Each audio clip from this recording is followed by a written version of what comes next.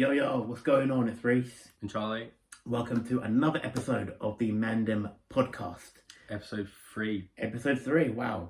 Wow. What? Who would have seen this?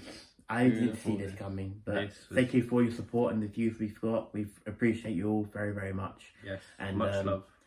Let's get started then with... Talk about Raw. Edge, Beth, opening the show.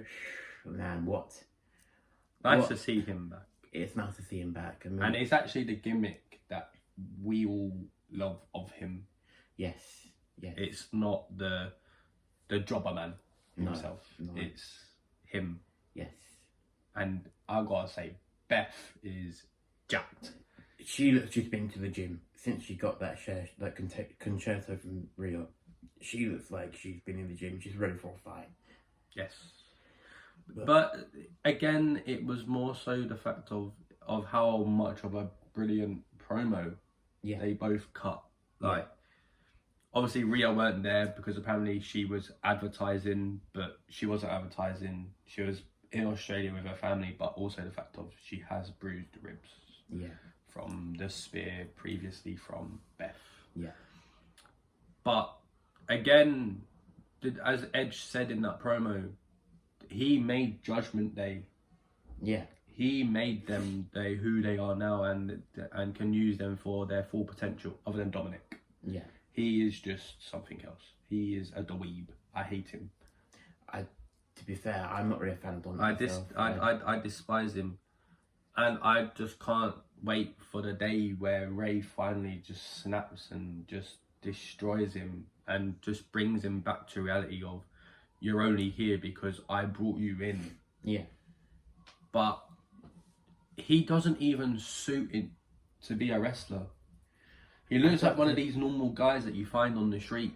It's what you know what you'll do. Comes through the Yeah, exactly. Yeah. It doesn't make sense. It doesn't make sense. Just because he's Ray's son, Ray brought him, it doesn't mean he has potential of being a good wrestler. Like a championship, a reign as well. No. Like, you don't look at Dominic Mysterio and think, oh, you know what, he's going to be world champion one day.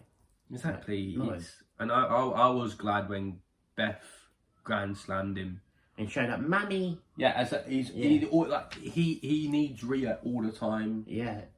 Like to hold his hand. They all need Rhea and Finn because them two alone are just carrying that faction. And for me, I don't know if we're all going to have the same opinion, but I just want Judgment Day to end and they all go singly and stuff like that, because it's just too much.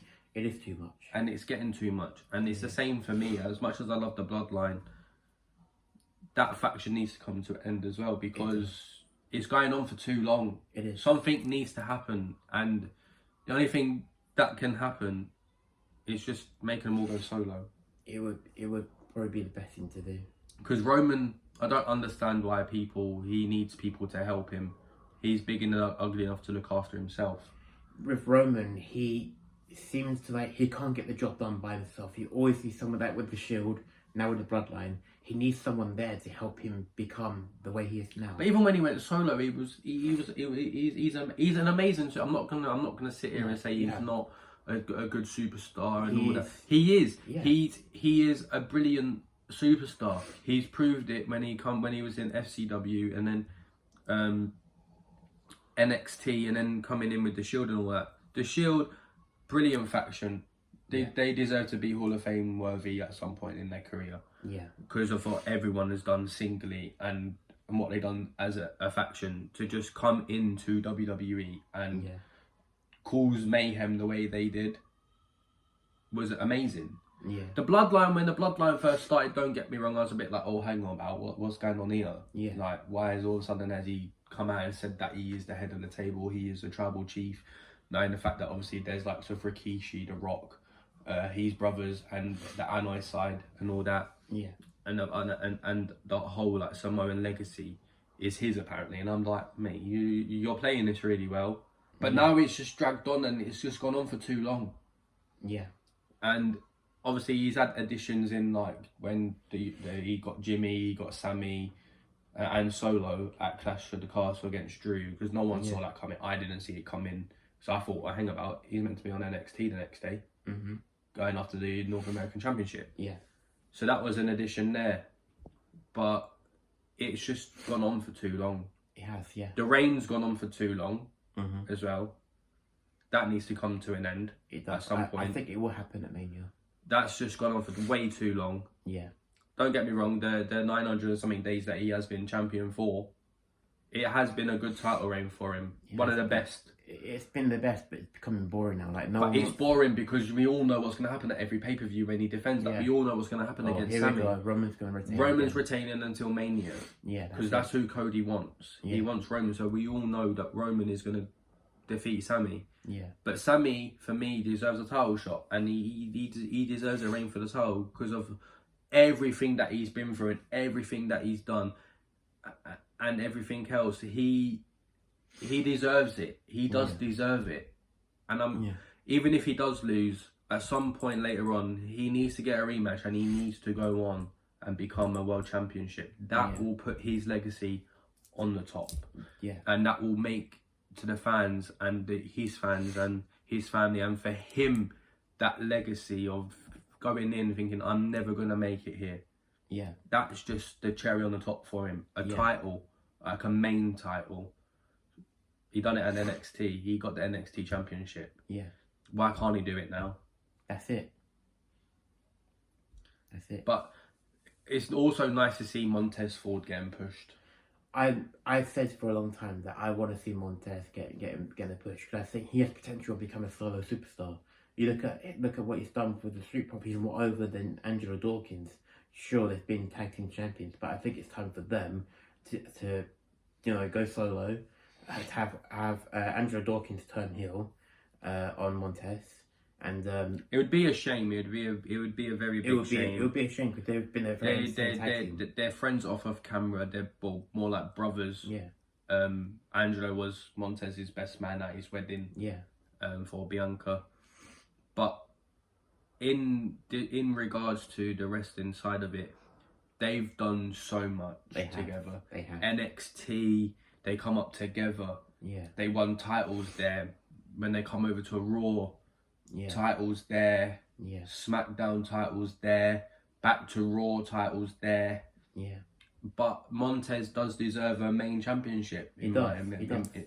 He's got that charisma. He's got got that charisma of he's an entertainer as well as a performer as well as an athlete. Yeah. And that's what you need. Don't get me wrong, I like Austin Theory. I'm not very much a fan, but I like him. But that's only because I can see potential in him, like promos on the mic. He knows how to cut a promo. Yeah. Same with Montez. Knows how to cut a promo, Montez knows how to get the crowd behind him. Austin Theory's a heel, so he has to make sure that the crowd are against him. And he's doing a brilliant job of it. Yeah, that's why I don't like him. He's doing a brilliant job of it. And his age as well goes to show something. Yeah. Like, he's 25. Yeah. He's a United States champion. He was the youngest Money in the Bank winner. Yeah. He has got potential to go on and become a world champion. Yeah. And I don't disagree with what they're doing with him at the moment. But then I disagree with what they're doing with Montez. Yeah. If Montez was to become a champion, would that then bring his charisma down because he's got something? Is he just doing this charisma to win the crowd over so then he can get pushed to then become a champion? But then is he going to keep that energy, that charisma when he has a title around his waist? Because he changed when he had the tag titles with Angelo. He was like, we need to be calm, cool, collected about it. We've got a title and all that. Mm-hmm. If he does win the United States Championship at the Chamber, what's going to be going through his head? That's what we've all got to find out. Well, I think it's going to cause a lot of jealousy with Angelo because he'll have a title, Angelo have nothing, and he might end up turning on Montez for a match at Mania against him for the championship. But again, as I said, it would be a bit of a shame to see it happen. But as the line goes, some things have to come to an end. Yeah. It happened with Kane. It happened with DX. It happened. It might Evolution. Yeah. It might also happen with Alpha Academy. Yeah. Because of Maxine Male models now being signed over to Raw. Yeah. Are they going to kickstart that storyline of what happened with Mandy and Otis. Are they going to do that with Maxine? And then are we going to see a split of the models as well? Because Otis is coming in and he's going to be the picture. He's going to be the one doing this, that and the other. Yeah. All sorts of stuff's going to be going on. But it's trying to reminisce everything that's actually been going on. Like, you've got so much stuff that's going on. So many storylines are going on. Like, where's Alexa been for the last 2 weeks? Yeah, we haven't seen her. Again, it's obviously she's got her own personal issues and battles at home. Yeah. Obviously she's married. She wants to spend time at home with her husband and all that. But all we've got left with is a playground promo at the end of her fight at the Royal Rumble. Yeah. And then her just sitting in the ring. We haven't heard from her. We haven't seen her. She hasn't been backstage. She's been nowhere. I think they're getting ready to turn her into that eerie side. Are we going to... Say, for example, Liv wins a chamber and then goes on and fights Bianca for the championship at WrestleMania. Is Alexa going to be putting herself in that match to make it a triple threat? Like what Daniel Bryan did? Is she just going to enter? But it's going to be that dark version of her again. Because technically she does deserve a rematch because... Yeah, she was her first championship match in what? Years. Years, yeah. Because obviously she had the tag team title reign, another tag team title reign, another tag team. Yeah. She's not gone solo for a while. No. And it's nice to see her go back to being solo because her being solo, I loved it more than what she is in a tag team. Yeah. Because now it's her and her ability, her character, her charisma, her style. Yeah. Not, oh, I don't have to follow Asuka, Bianca, Nikki. She's doing her own thing. Exactly. Yeah. And that's how it should be with her. Yeah. And it should be the same with Rhea. Yeah. She shouldn't be Judgment Day's leader. No, of course week not. in, week out. No. She's got her own personal issues. Yeah. Charlotte, she lost to her. Yeah. She wants revenge. Yeah. Hence why we went in at number 1 at the Rumble, and won it. Yeah. Challenged Charlotte. I thought she was going to challenge Bianca because she's Raw. I thought she would do. But she challenged Charlotte, and that's only because of revenge. Yeah. She needs revenge, and that's what she wants. And what she wants is probably what she's going to get. Yeah. But again, you can't disregard the ability of Charlotte. No, of course not. Charlotte's ring ability is something different. It's literally, like, you can't top that. Like she's got the same sort of ability as her dad. Yeah. But for the women's side of things. But again, I think Ric Flair's record needs to be broke. I think Cena needs to come back and do that. Break it, become a 17-time world champion, and then just probably lose it probably a month after or something. Just so then he has something he accomplished.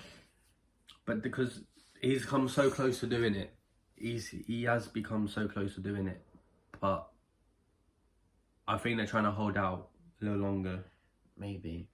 But it does need to be broke by him.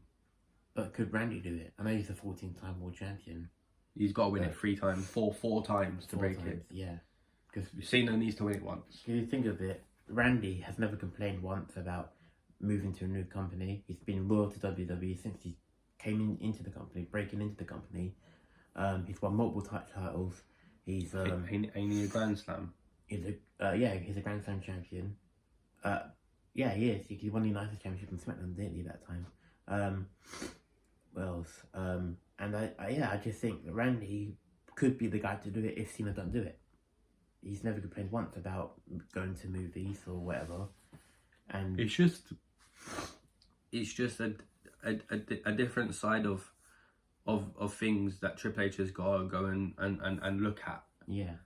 Obviously Cena's record of turning up every year is still intact because he done it on SmackDown with Kevin, having a fight every year. That's okay, but he deserves that one more title reign, and I think he will get it.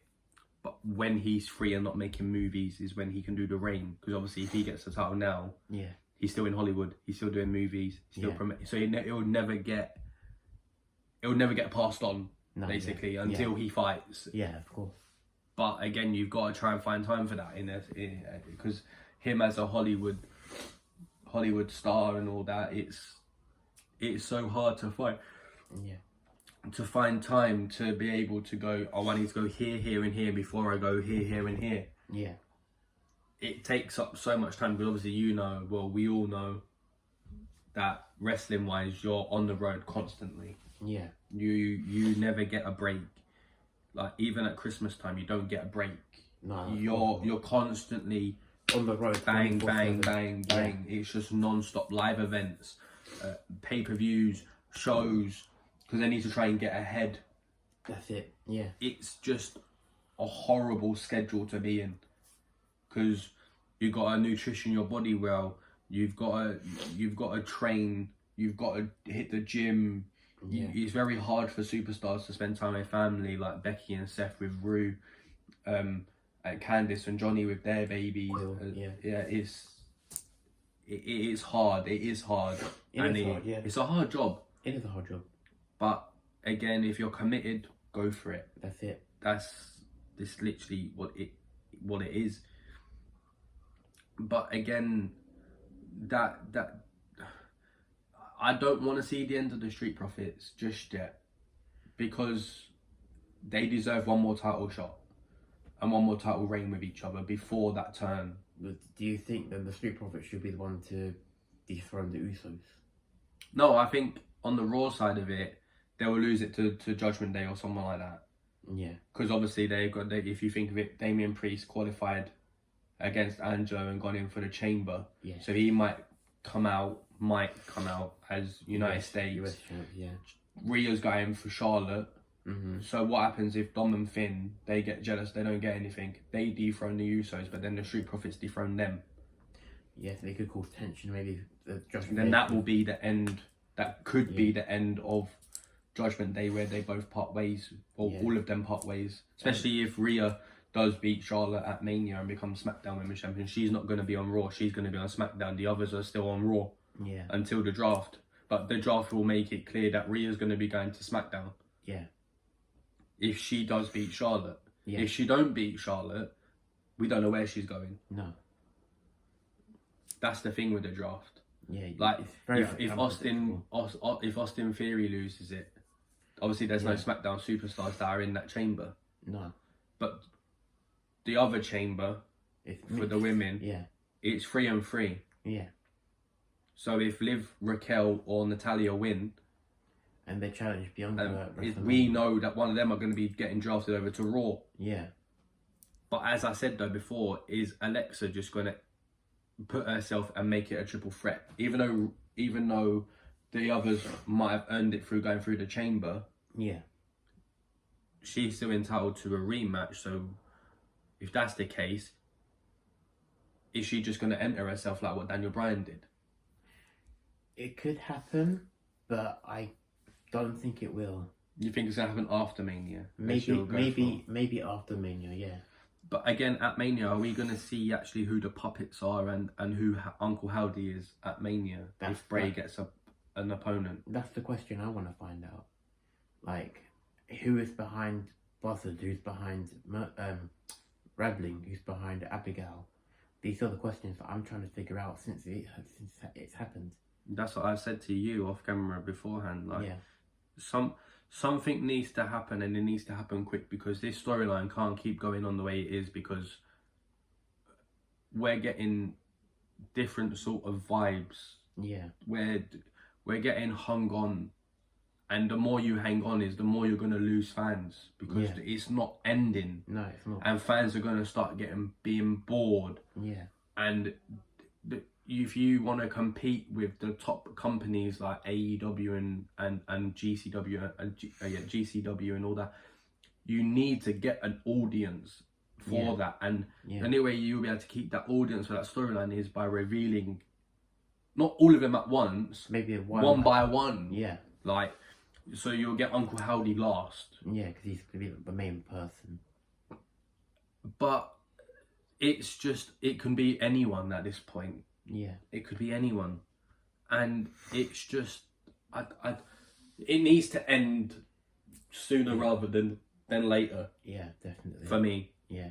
And also, get into it, they need to remove that TV 14 PG drama bullshit. Oh, yeah, that's... Because they ain't going to get an audience that way. No. Like, people remember WWE with the Dudley Boys, Edge, Christian, Austin, Rock. The Rock, Stephanie, Taker, Kane, etc. And they didn't care what they did. No. The Attitude Era was the best era ever in a wrestling community. And it was the same with ECW. When they had ECW, that's the new NXT. Yeah.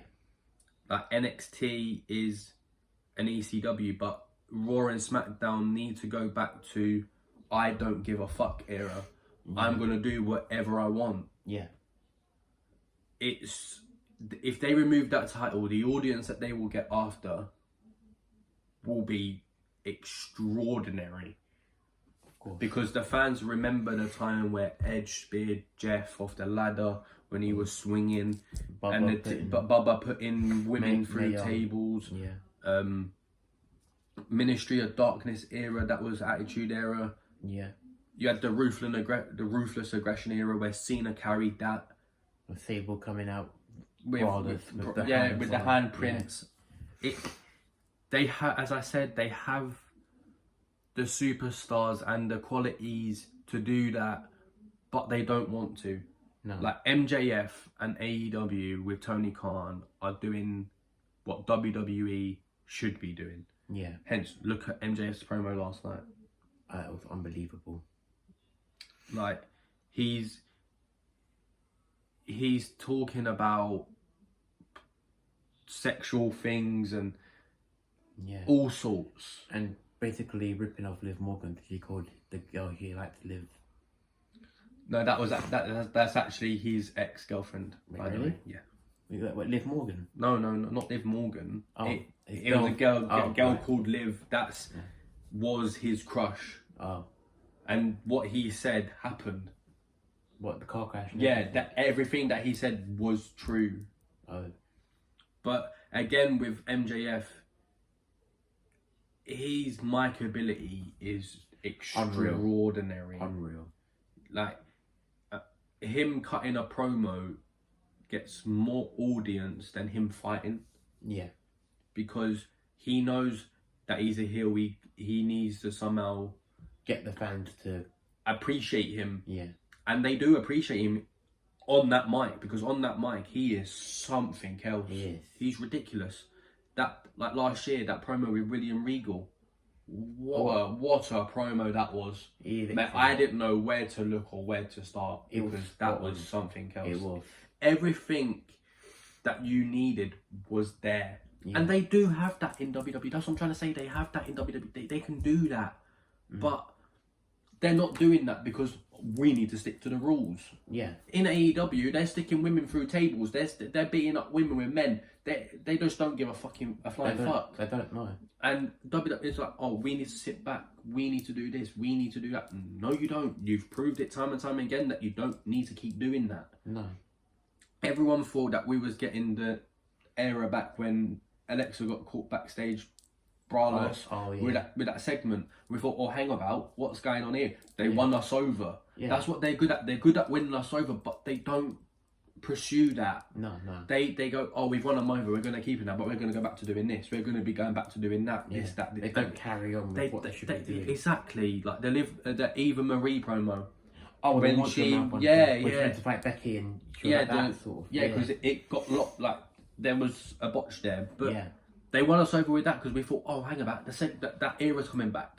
Yeah, like they've got superstars there for that sort of era to go again. Yeah, and they do need to all sit down in management and everything and talk about it, because they are slowly losing fans to AEW, because AEW reminds them of the Attitude Era from Raw and SmackDown and everything else when they were first get going. Yeah. And that's what's drawing them over to the AEW. And they need to all sit down in a meeting and talk about everything, because for me, they're going to lose out to AEW slowly. Yes. Because of what they're capable of doing. Raw, SmackDown, NXT, they're all capable. NXT, at the moment, they don't give a fuck either. No. They're all going to town with each other. None of them care. Mic promos, they're using swear words and all sorts. Raw, slowly building it, but they need to utilize their superstars with the potential to go out. You know what? I don't give a fuck what I'm gonna say. Yeah. I'm doing it. But Cody's proved it. He don't give a fuck what he says. Look what he said to Paul Heyman in the segment on Raw this week. Yeah. The guy made him cry nearly. Yeah. Well, he did make him cry. He had tears and everything. Yeah. But they've all got to be like that. Yeah. They've all got to be, you know what? We don't care what we're going to say. Yeah. It's slowly coming. Bailey's promo with Becky, mentioning her family. Yeah. Again, shouldn't be said, but it needs to, because you need to win the audience over. Yeah. And you need to kickstart that fire in people. Yeah, exactly. And that's what they were doing in the Attitude Era. So you can see slowly that it is trying progressing. Yeah. But they need to progress it Mania and after. Because because the Mania after Raw is always, like, the Raw after Mania, is always the best one. Because it's always, like, something surprising return. Yeah, something happens. or whatever. Exactly. You know? But some of the pay-per-views this year from WWE have been spot on. Have been really good. Some have been mediocre, but that was when Vince was in charge. Since Triple H took charge of the company, everything's gone upside down. Yeah. And it's pursuing in a way of where it needs to pursue. Yeah. Superstars are getting used the way they should be. Ricochet getting used the way you should be. Yeah. Rick Boogs now he's back, getting used the way he should be. Yeah. It's getting booged up. Yeah. Like, The Miz, for me, as much as I hate him, he is a Grand Slam champion. He's also another one that's good on the mic. He knows how to win the crowd over. Exactly. But his ring ability is good, but he cheats sometimes. He does cheat. Everyone's been there. Everyone's done that. Yeah. But you can't be putting him up against Rick Boogs. You can't be doing him versus his history with that company is something else, and he don't get recognised for it. No. And I do feel sorry for him sometimes, because it's just his memorabilia there. It's nostalgia. Yeah. And everything else, it's different to other people. Yeah. But as I said, it's nice to see the likes of Montez getting pushed. Edge, always been pushed. But now again getting pushed. You've got Ricochet that's now being pushed. Sheamus is now getting pushed. Drew's now getting pushed. Yeah. Gunther's getting used to the way he should be getting used, and not going up against pathetic people. Yeah. Or like going one of them nobodies who live in that hometown. Yeah. Sort of thing. Yeah. It's nice to see the people there they who are getting used for what they should be and how they should be. Yeah. So Raw overall was a really good show. It was, yeah. Like, very good show.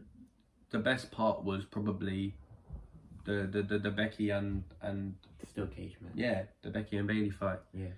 It had everything. It had everything you wanted. Yeah. Like, I was just gobsmacked with it all.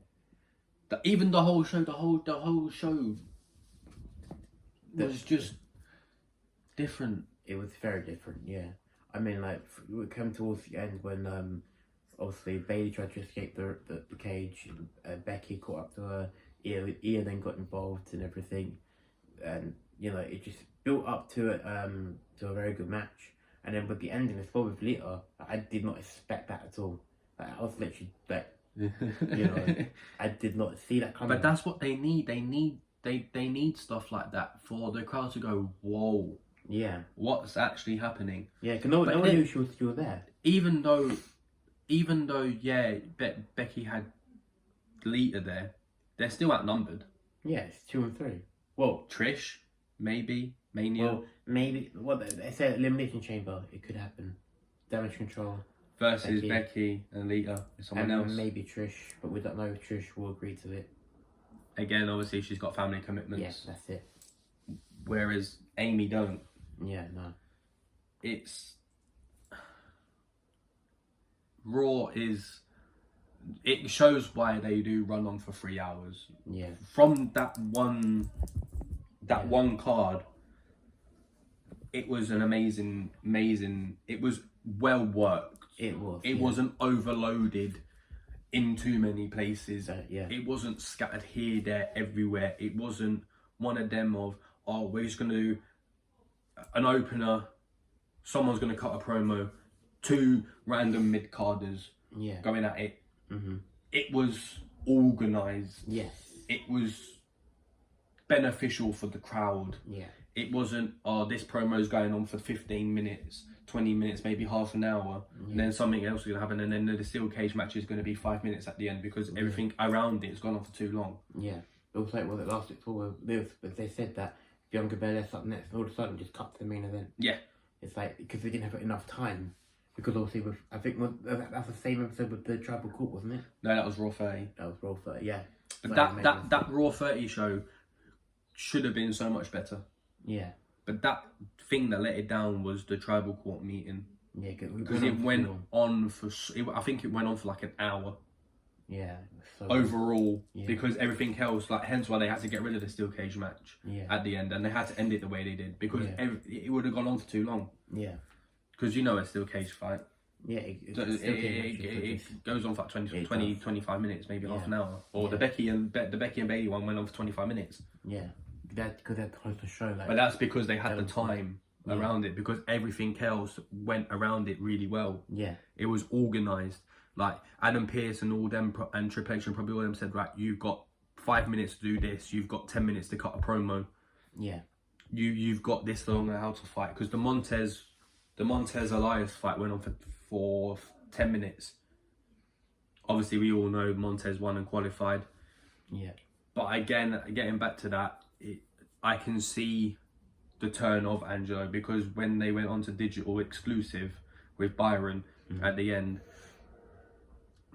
it was like Montez was going, oh, even though Angelo lost, he hasn't lost because I won my fight.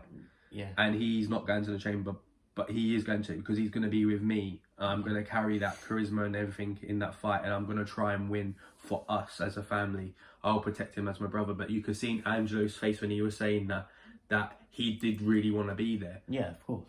And all that. So here you can see in his face and his expression that he was like, you know what, I'm disappointed, but I'll congratulate you, but then I'm going to turn on you, sort of. He had that look in his eye. Yeah. Yeah. But it's just something else, mate. Raw is just got so many storylines going on, and they're doing well to keep up with them, but they've got too many going on. You've got the Alexa Bianca one still going, not actually ended yet, because we don't know what's going on. Yeah. You've got Rhea, Beth, Rhea, Charlotte, Rhea, and everyone else with Judgment Day. What Doolally? Yeah. It's scattered everywhere, but they are doing well to try and keep the storylines going, and that's where I've got to credit Adam Pearce, because he's literally getting handed a card and a roster with so many storylines going on, and he's working around that amazingly. Yeah, he's got to have credit where credit's due. Yeah, even for SmackDown sometimes can be a bit all over the place. Like there's been some shows that exactly, because it's a 2-hour show. Let's put everything all into like 2 hours. So have like this for the first hour, this for the second hour, and just try and build it all up from there. Then get enough time on the promos, because but there has been some SmackDowns where you've gone, you know what, I don't know why I stayed up to watch it. Yeah, because it has been literally here, there, and everywhere. Wrong people cutting promos at wrong times and stuff, and you get one promo, you think to yourself, well, that promo should have opened the show. Yeah, like Bray Wyatt's promo before the Rumble, that should have opened it, but it didn't. It was used in the middle, and you think to yourself, like, why is this person why is the best part of the show gone in the middle? Yeah, you should have opened it, and then something like the ending of that SmackDown with Kevin. That should have ended. Yeah, fair enough. But Bray should have opened it, because your opener and your main needs to be better than your mid. Yeah. Whereas Karrion and Ray shouldn't have opened. That should have been at the end, because that fight at the opener, carried the whole show throughout. Yeah. And then they used Bray. They used Bray in the wrong part. Yeah, he was there to cut a promo, but he should have gone after the Ray fight just to keep the audience there. But again, as you say, 2 hours. What can you do? Yeah. But you've just got to try and work the card right, because your opener and your main event have got to be the best part of the show. Your mid cards can't be better than your opener and your main event. Yeah. But what can you do in that time? Yeah, you sit down, you think to yourself, because you've got time to write the card out, send it off to Triple H for him to then go, you know, yeah, I'm going to confirm that. That's amazing. Yeah. But they don't do that. They try and rush it, and it's all like scattered everywhere. Yeah. That's it. They leave it late. If they was to start early and think about this properly, they might be able to get somewhere. Yeah. Let's see what, like last week's SmackDown wasn't all over the place. It was well worked out. Yeah. You had a champion. You had Charlotte and Sonya closing. Yeah. But then you had Roman opening. Yeah. Well worked. Your opener and your main are better than your mids. Yeah. And that's what it needs. And it's the same with Raw, because sometimes even though Raw's 3 hours, it can still be scattered here, there, and everywhere. It's not always.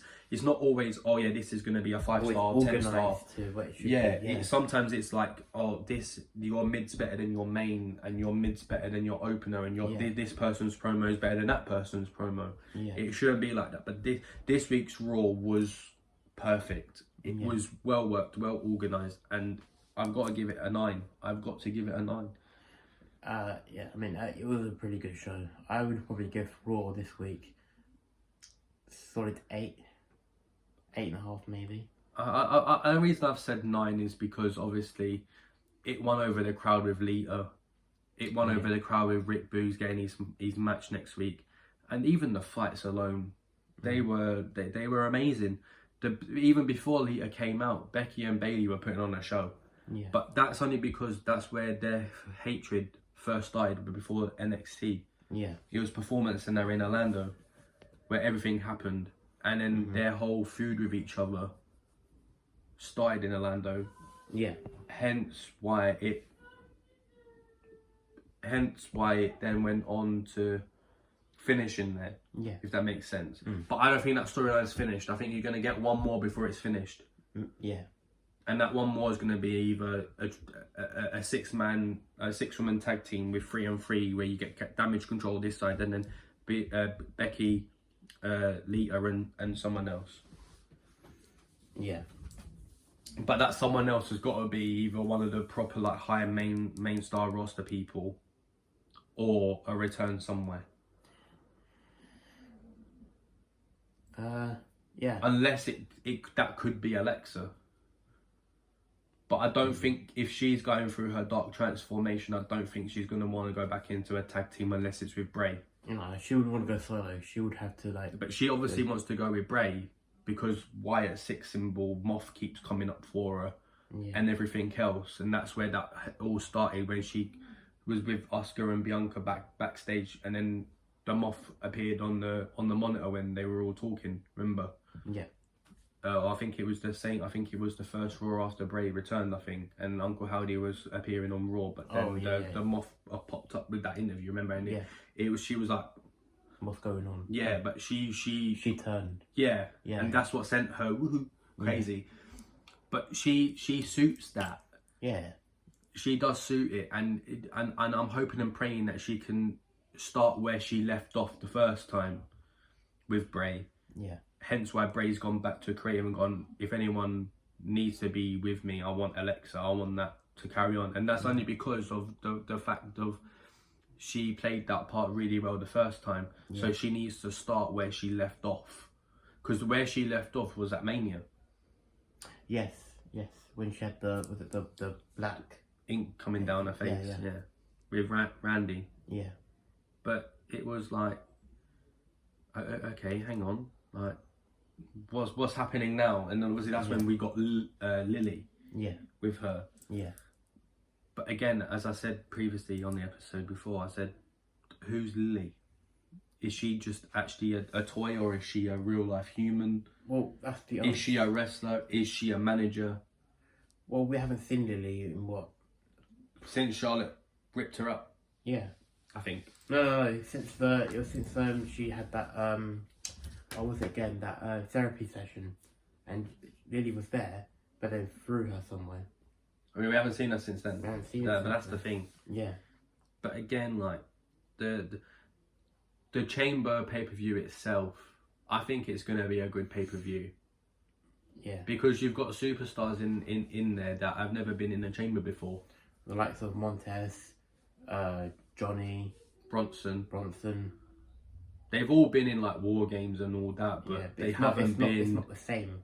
But it's not the same vibe. Like this is different. Like this is chaos. We've all seen a Chamber. We all know what can happen.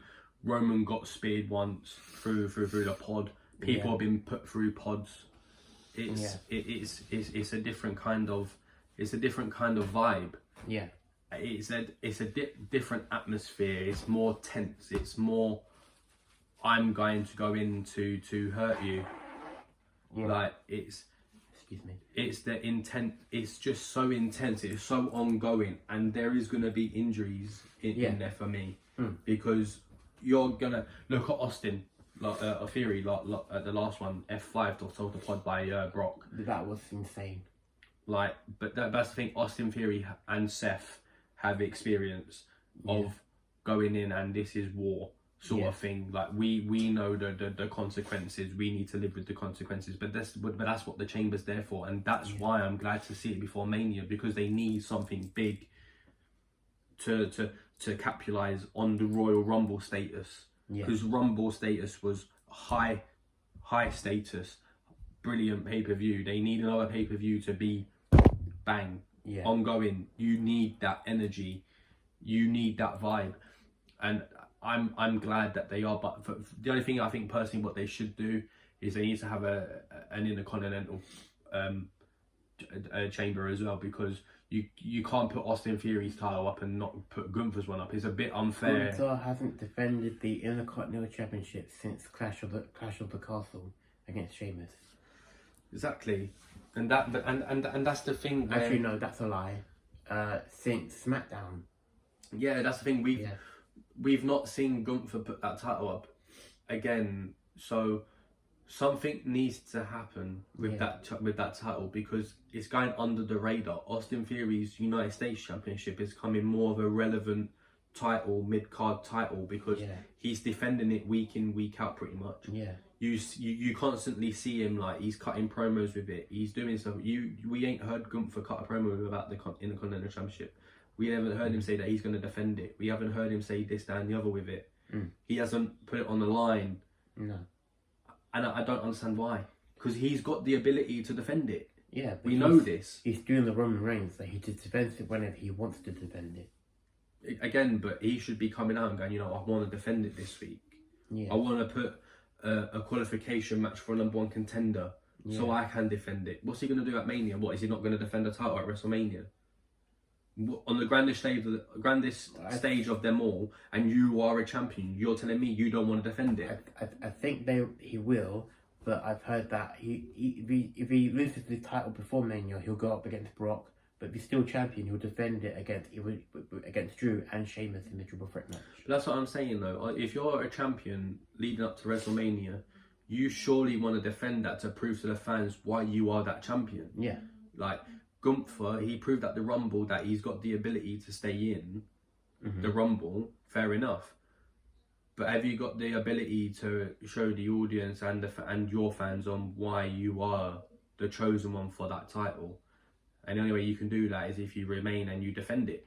Yeah. Like Seth defended in the Universal title. He defended the United States title, the Intercontinental Championship. He's also defended as well. And the tag team titles. Exactly. He's always been a fighting champion. Gunther at the moment don't look like a fighting champion. Looks like he don't want to fight no one. Yeah.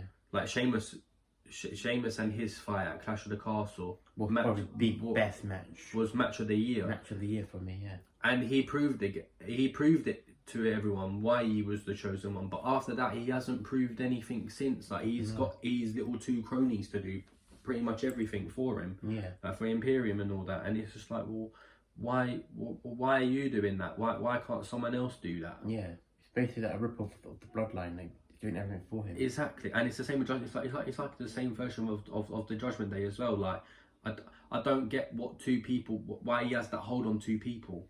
Yeah. Because say for example, them like Kaiser and Da Vinci did beat Bron and Ricochet in the finals. Yeah. What's going to happen there? Yeah. Gunther's not fighting. They're fighting the Usos. What is Gunther going to try and go after Roman as well now?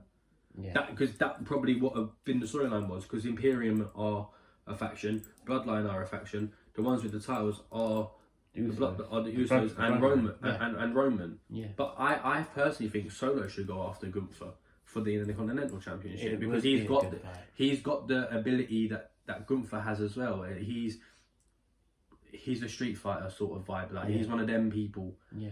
But he's just following in his uncle's footsteps. I think it would be a good fight. If you look at NXT, back when they were both on NXT, when Gunther was Gunther the North American champion? Yes. I think he was. And Solo Sikoa came after him. And he beat him. Yeah, he beat him. He had a good problem with him as well. Exactly. So, they both had respect for each other and all that. And they said, hopefully we can do it again. Yeah. And I think personally, if the Bloodline think they are the rulers of the world, Solo has to go and get a title. Yeah.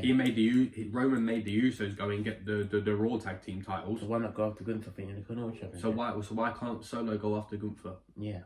I know why. Yeah. And you know why. Yeah. Roman don't want to do that because he's at war with Kevin and Sammy again. And he needs his enforcer to back him up all the time. Like at the end of the Rumble, you heard him say, "We're going to war." Yeah. Take no prisoners. Yeah, but why? Why Solo? Why can't you do it alone? You can do it alone. Look at the size of you. Yeah, you're jacked up. You've got. You started this faction. Yeah.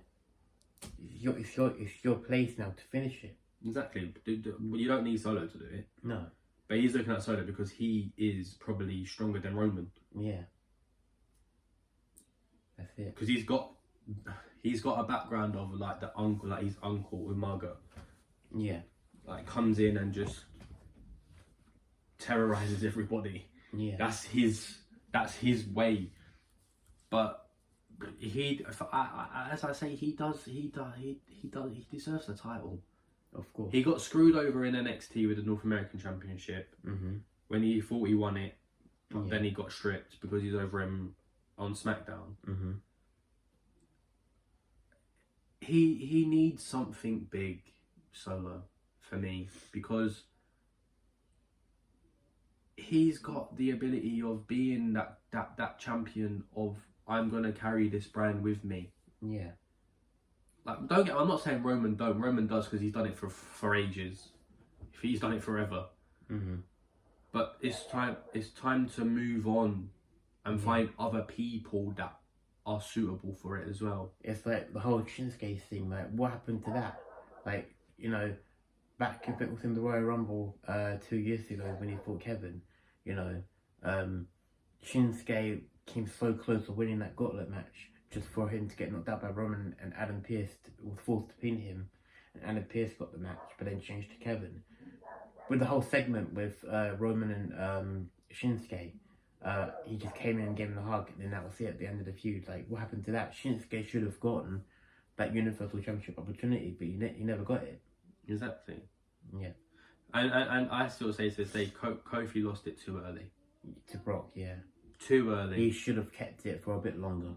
Yeah. Same with Big E. He didn't have it like that long. Yeah, I know, but obviously with what is going on with him at the moment, we don't actually physically know what's happening. I think if he was to come back, then yeah, I would give him a rematch for it.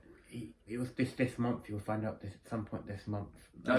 Next month. Sorry, March. But that's what I'm saying. Like we once we know what's actually going on with E, then I think personally, if he does come back and does choose to fight, then I think he should be alleged to a rematch with Roman. Yeah. For that title, because that was his title and he lost it too early. He did. And he didn't ever get a rematch for it. No, he never. So that could be why he wants to come back. Yeah. That could be the fuel in the fire for him to kick start in his stomach to go, you know what, I'm coming back and I want that title back. Yeah. And it's the same with AJ. Yeah, AJ Styles I think deserves another world title run. I said this before. Ever since he lost that title to Shinsuke. Was it Shinsuke? Yeah. never got a world championship opportunity again. And I thought for his ability and for the way he wrestles, he's just so good. He's just so good. He's like a younger version of Daniel Bryan. Yeah, a little. Yeah. Like for me, he gives me like Daniel Bryan sort of vibes in the ring. Like yeah. He kicks well. He can high fly. He's all round ability is just different. You see what he's done as well for other companies. Like he's been Impact World Champion, New Japan World Champion. You know, he's a member of the Bullet Club. He was part of Aces and Eights. You know, he wasn't part of Aces. He turned on Aces and Eights. Yeah. He went and joined Kurt Angle and Sting for Main Event Mafia. Yeah. At that point, but it was the same with Joe, like Samoa Joe.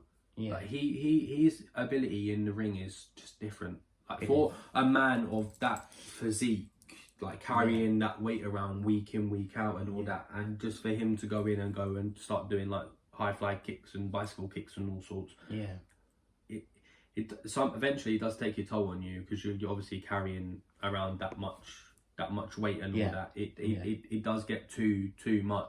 It does.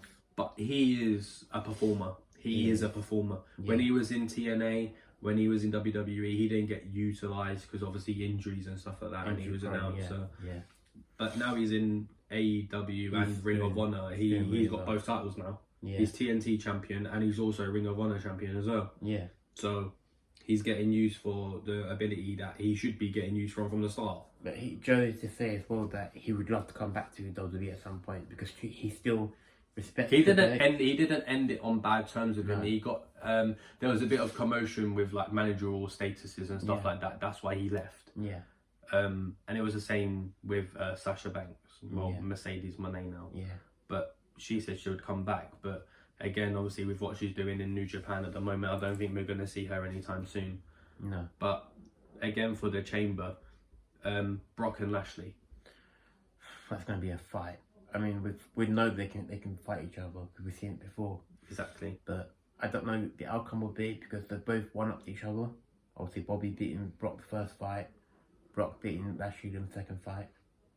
So it's going to be. But it's just more so a fact of like that Bobby Lashley is more in Brock's head than Brock's in Lashley's head. Yeah. And Brock had to make that statement. Yeah. He had to say that because it's true. But now Brock's gone one up on Lashley in that side because Lashley's just been F5 twice. Yeah. So now that's going to be up there for him and he's going to be thinking to himself, hang on a minute. Yeah. He's done that. I ain't got time to say I'm getting put in a contract signing. Yeah.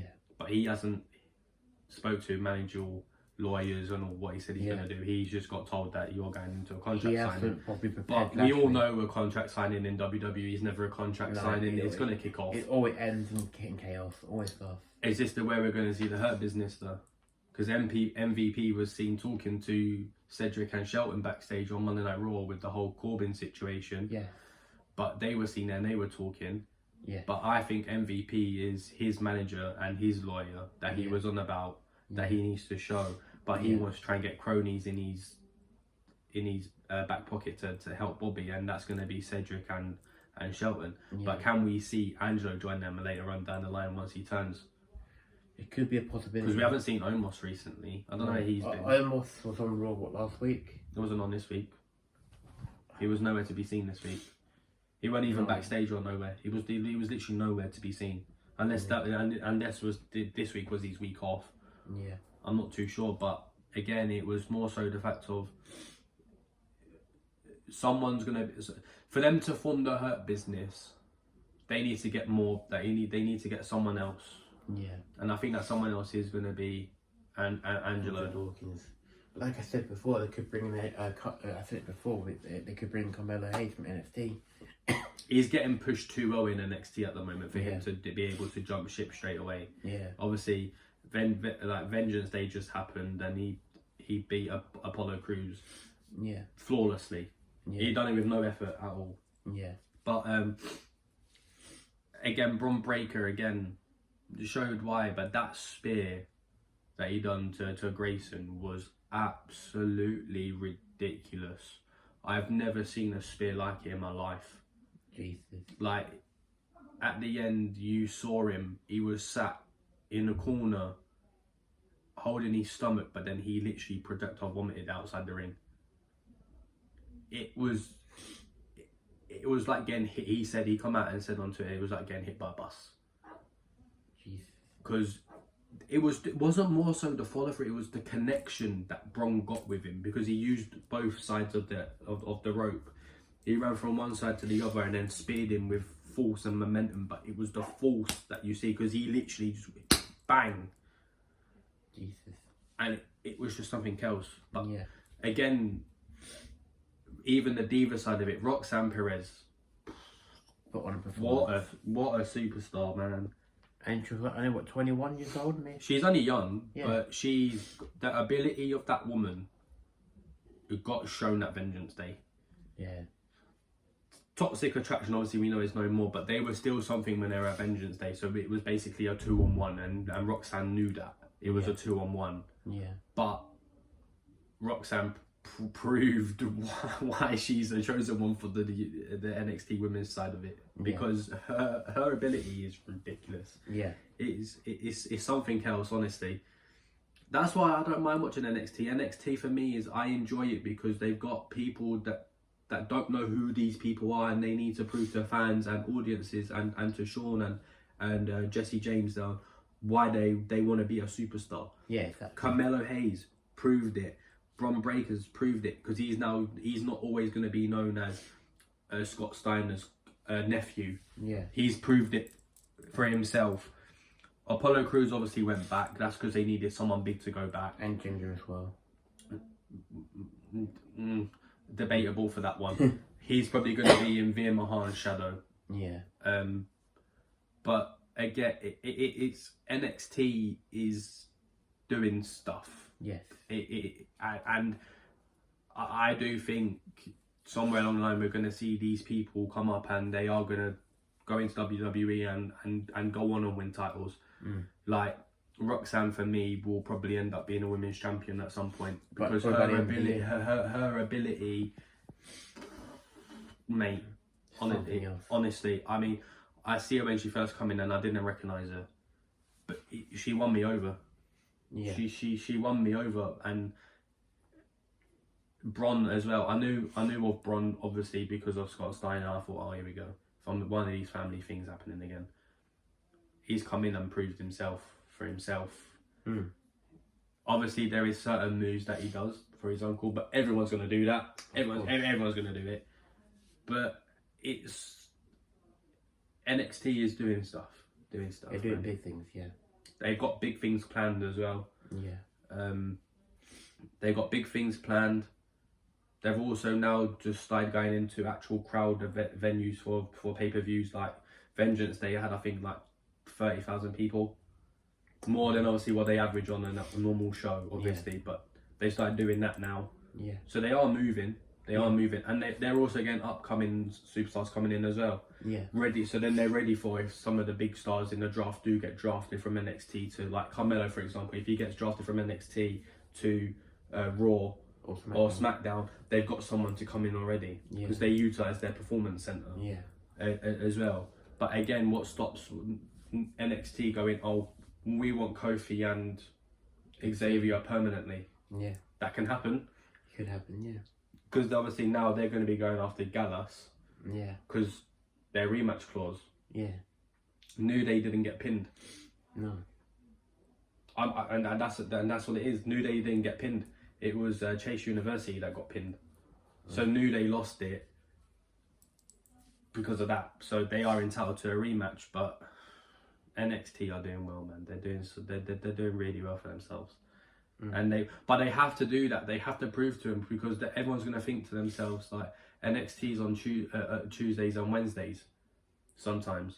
Yeah. Like, and it's like they're going to say to themselves, oh, you're just a mid-card show, you're just leeching off Raw and SmackDown.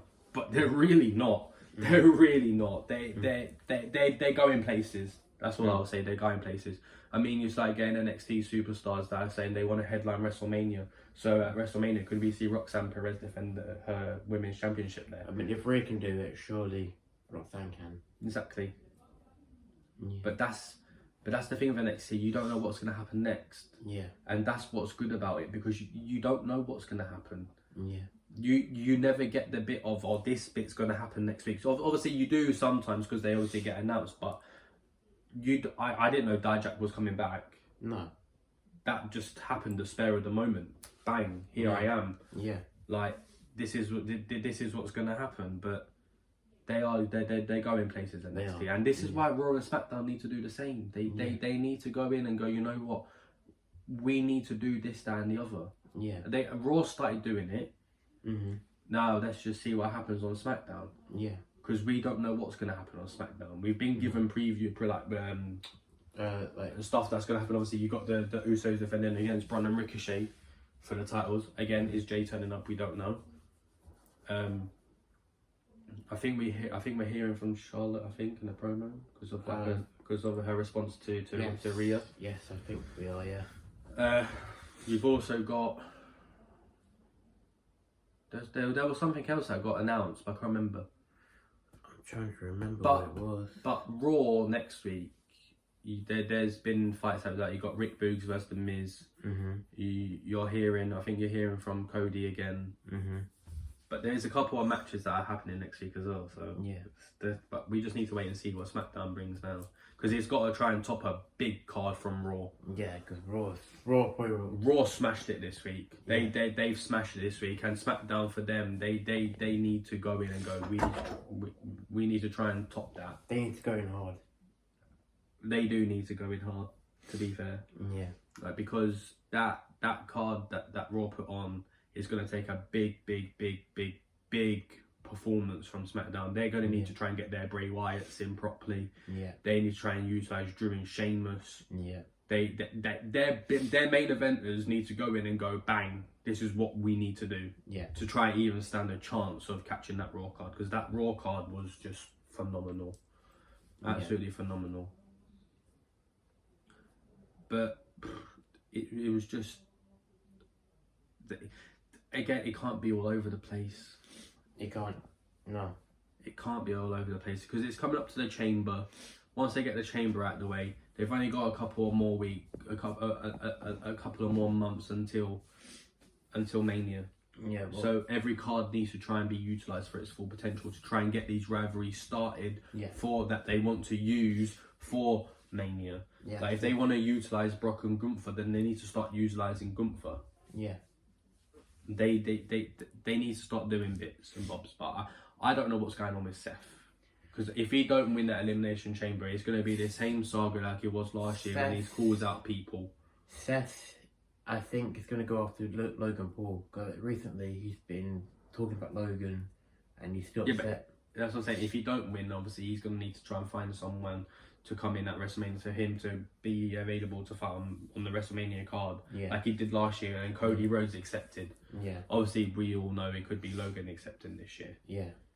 But no one knew it was Cody. But we need returns to happen as well at WrestleMania as well. Yeah. Because when they bring returns, look at the crowd pops. Yeah. Look at the crowd pop when Edge come back with the Rumble. Look at Nia Jax when she come back at the Rumble. Sammy turning on Roman was a pop. That was the biggest pop of the night. Lita got a pop when she come on Raw. Returns are what makes the audience happy. Yeah. Because they're not expecting it. No. But I think we will see an appearance of The Undertaker at WrestleMania. He loves Mania too much. He does, yeah. So we could see a possibility of him coming. Not too sure, but we'll soon find out. Yeah. But anyways, it's the end of this episode. Check back in next week. Yeah, where we give our predictions for Elimination Chamber. Yes, and we analyse SmackDown and Raw. Yes, next week. Yes, because we'll do it on a Saturday next week. Yeah, we will see you guys. We will see you guys later. See you later. No.